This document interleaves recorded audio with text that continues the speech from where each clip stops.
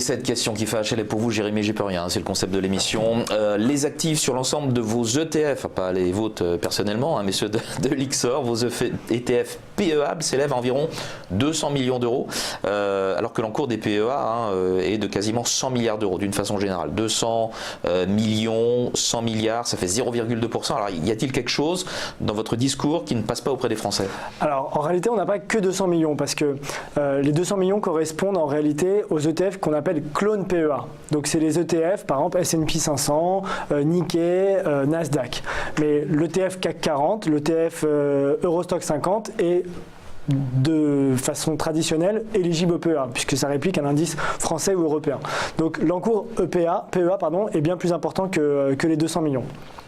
Maintenant, le sujet, c'est que par rapport à l'encours global des fonds dans le PEA, c'est encore faible parce que jusqu'à présent, l'enveloppe PEA était délaissée par les épargnants particuliers parce que c'était considéré comme une enveloppe d'épargne risquée.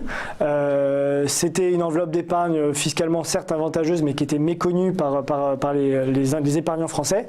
Et aujourd'hui, le contexte global, la baisse de rendement du fonds euro et la fiscalité également avantageuse, hein, les lois, on ne va pas détailler les lois fiscales qui ont été développées l'année dernière par le gouvernement Macron. Mais en tous les cas, ce sont, le PEA va reconnaître un intérêt intéressant de la part des investisseurs et de facto, la diversification géographique va trouver tout son sens et les investisseurs vont chercher dans les ETF éligibles au PEA, donc notamment les LIXOR, une vraie allocation pour ne pas être simplement investi sur le marché français ou européen.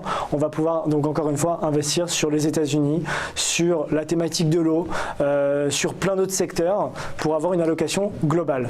Donc aujourd'hui, dans les années à venir, en tous les cas, le PEA va reconnaître un regain d'intérêt et notamment les ETF éligibles au PEA. Parfait, merci Jérémy. Jérémy Tubiana d'avoir été avec nous non seulement pour cette question qui fâche, mais aussi pour ce scan ETF. Une émission ETF qui est loin d'être terminée. Restez avec nous puisque dans un très court instant, c'est le grand débat.